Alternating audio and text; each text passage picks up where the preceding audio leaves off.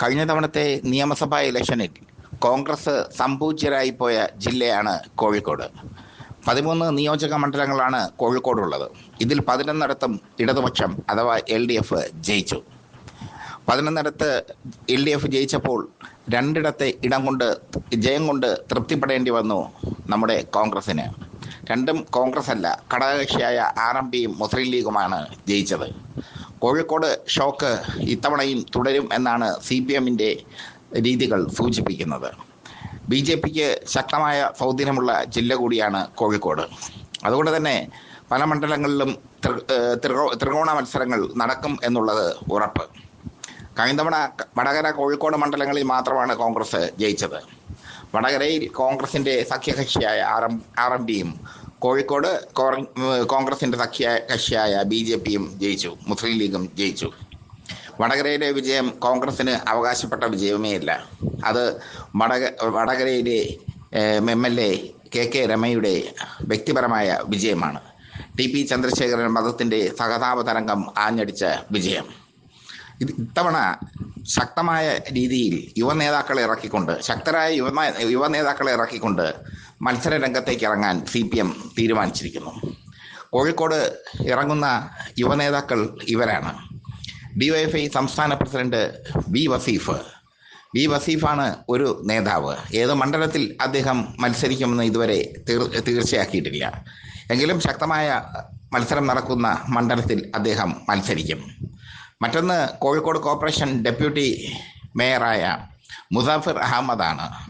മുസാഫിർ അഹമ്മദ് ജനകീയനായ ഡെപ്യൂട്ടി മേയറാണ്. അദ്ദേഹം ഏത് മണ്ഡലത്തിൽ മത്സരിക്കുമെന്ന് പറഞ്ഞിട്ടില്ല.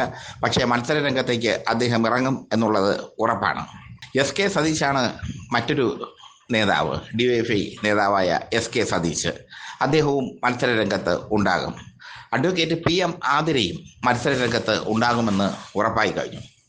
ചുരുക്കി പറഞ്ഞാൽ യുവ തലമുറയ്ക്ക് പ്രാധാന്യം നൽകിക്കൊണ്ടുള്ള ഒരു മത്സരമായിരിക്കും ഇത്തവണ LDF അവിടെ കോഴിക്കോട് സ്വീകരിക്കുക.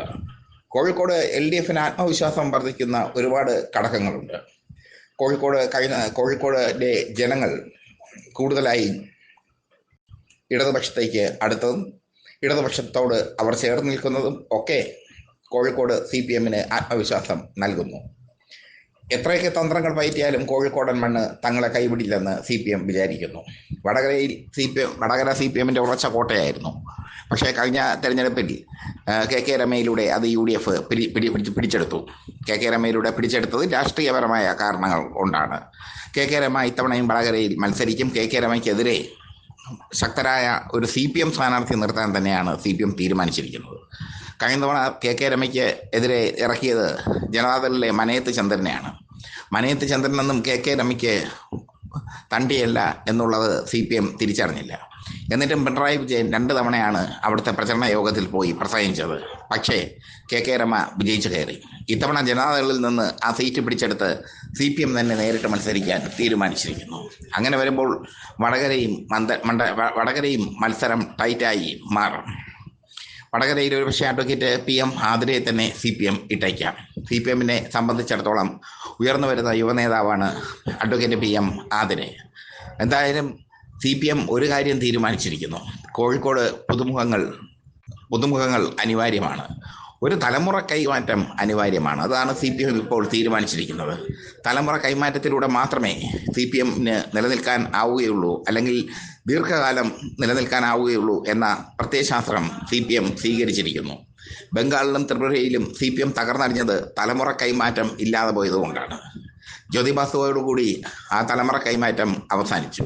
ത്രിപുരയിലാകട്ടെ മണിക് സർക്കാരിലൂടെ തലമുറ കൈമാറ്റം അവസാനിച്ചു. പുതിയ നേതാക്കളെ വളർത്തിയെടുക്കാൻ ബംഗാളിലും ത്രിപുരയിലും കഴിഞ്ഞില്ല. ഈ 2 നേതാക്കൾക്കും, ജ്യോതിബാസുവിനും ബുദ്ധദേവ്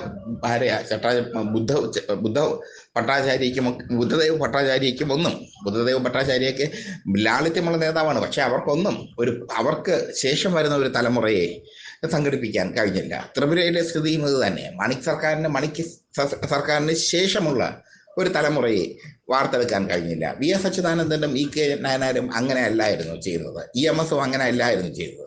തങ്ങൾക്ക് ശേഷം ഒരു തലമുറയുണ്ടെന്ന് തലമുറയെ വാർത്തെടുത്തു അവർ. ആ തലമുറയിൽപ്പെട്ട കണ്ണുകളാണ് പി ജയരാജനും ഇ.പി. ജയരാജനും എം.വി. ജയരാജനും കടകംപള്ളി സുരേന്ദ്രനും ഒക്കെയുള്ള ജനപ്രിയ നേതാക്കൾ. എന്തായാലും പുതിയ തലമുറ കോഴിക്കോട് ഇറങ്ങുന്നു സി പി എമ്മിന് വേണ്ടി മണ്ഡലങ്ങൾ നിലനിർത്താൻ.